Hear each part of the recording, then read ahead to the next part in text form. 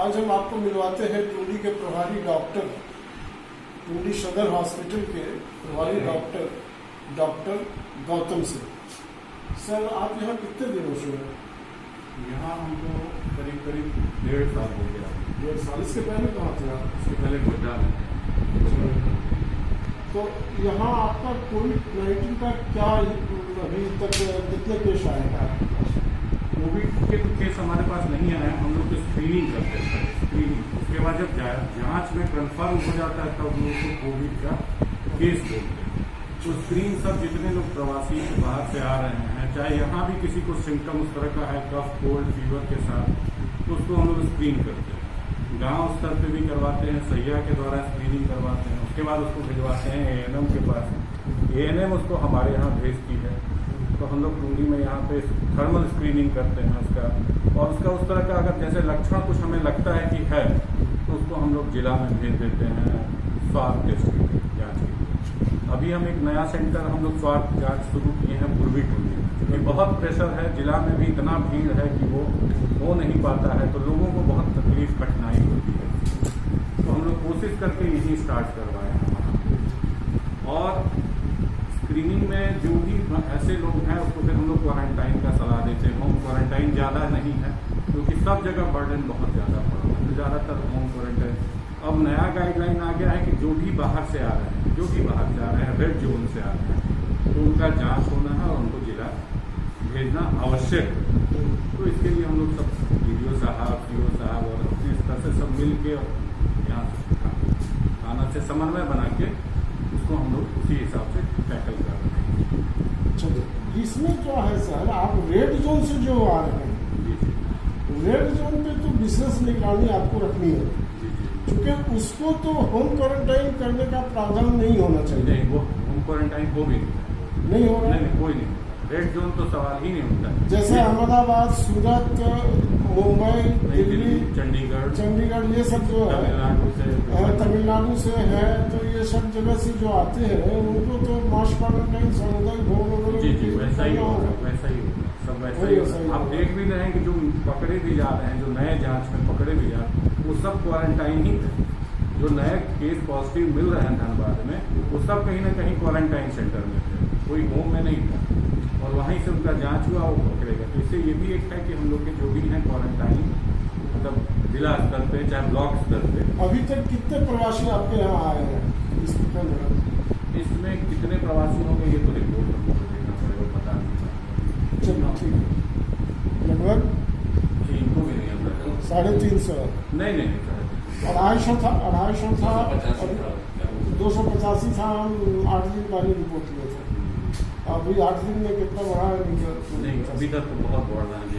50 का भी एक एवरेज रखेंगे तो। हाँ ठीक है। अच्छा, एक चीज़ और बताइए सर, अभी तक कोई आपको पॉजिटिव यहाँ कोरोना पॉजिटिव मिला है? कोई। चलिए, ये आपके लिए अच्छी बात है। और दूसरी बात आप ये बताइए सर कि मलेरिया का आपके यहाँ, मलेरिया से बचने का क्या उपाय है? मलेरिया से बचने का, जैसे हम लोग इस टुंडी बहुत प्रभावित जोन है, मलेरिया प्रभावित जोन है, इसको अभी लेकिन कई जोन हम लोग डिवाइड किए हुए हैं, और उसमें हर जगह हम लोग MPW जो हम लोग के मल्टीपर्पज वर्कर हैं, उनको हम लोग वहाँ ड्यूटी लगाए हुए हैं। ANM के द्वारा, सहिया के द्वारा जो भी फीवर केस, बुखार वाले केस होते हैं, उसका हम लोग स्लाइड जाँच करवाते हैं, पहला। दूसरा, उन लोगों को हम लोग समय समय पर छिड़काव जिला से करके छिड़काव भी करवाते हैं। ये बात है सर कि कहावत भी है, prevention is better than cure. जी। अगर कोई बीमार पड़े, उसके पहले ही हम उसको बीमार पड़ने से ही क्यों नहीं रोकते? एकदम। कोविड-19 अगर यहाँ नहीं आता तो इंडिया की इतनी बुरी स्थिति नहीं होती। अगर और पहले लॉकडाउन होता या इंटरनेशनल फ्लाइट को रोका जाता तो इतनी बुरी स्थिति देश की नहीं होती।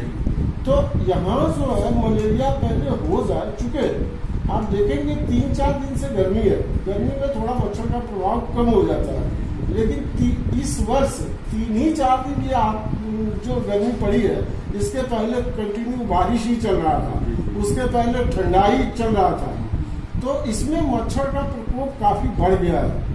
इस स्थिति में अभी आप क्या कर रहे हैं? इस स्थिति में देखिए, अभी कुछ दिन पहले तक हम लोग मच्छरदानी का वितरण करवाएं इस पूरे एरिया में, और अभी भी जैसे हम लोग का मच्छरदानी वितरण उस एरिया को पॉइंट आउट कर लेते हैं कौन हाई रिस्क जोन है। जैसे इस पर्टिकुलर एरिया में कुंडी में 4 सेक्टर में बांटे, एक एरिया में बहुत ज्यादा पुराना जो प्रीवियस रिपोर्ट होता है उसी के आधार पर उस एरिया के सभी को हम मच्छरदानी बंटवा देते हैं।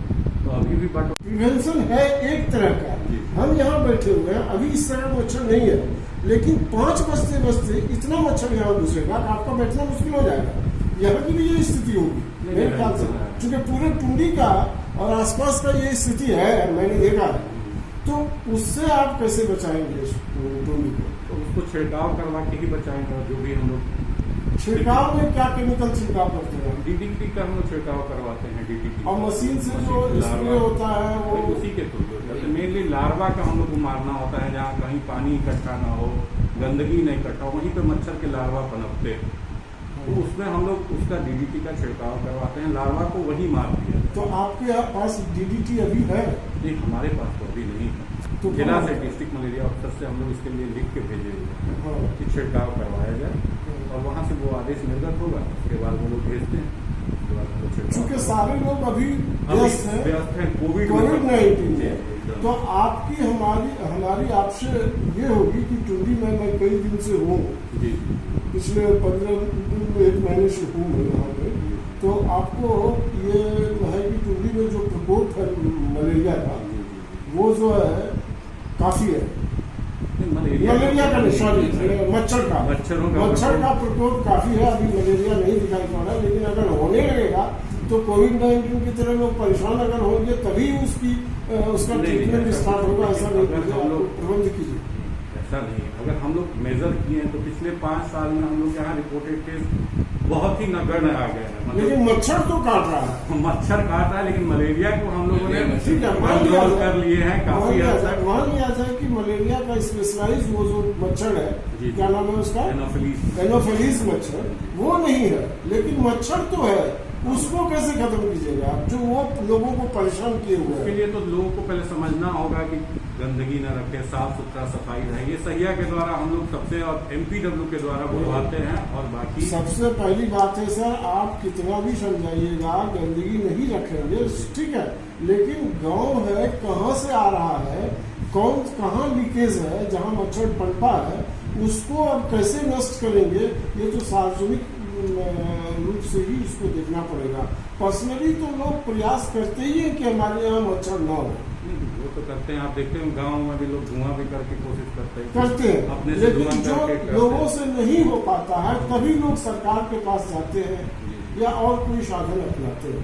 तो आप इसमें अभी तत्काल 15 दिनों के अंदर क्या कर सकते हैं, आप हमको बताइए। इसके लिए हम जिला से एक बार बात कर लेते हैं, जिला मलेरिया पदाधिकारी से। वैसे जिला में तो अभी आपको हमारे यहाँ जैसे जिला मलेरिया पदाधिकारी हैं ही नहीं, सिविल सर्जन महोदय ही इस चार्ज में भी है। अच्छा, तो अभी स्थिति आप देख रहे हैं कि सिविल सर्जन महोदय कितना व्यस्त है चीजों से कोविड को लेकर, क्योंकि तो प्राथमिकता आप जैसे आप ही बोल रहे हैं कि कोविड मलेरिया फैल जाए तो हम लोग इसको ले, लेकिन अभी कोविड पे हम लोग सभी मेरे जो स्टाफ जो हैं वो भी उसमें लगे हुए हैं कोविड में ही बचाने।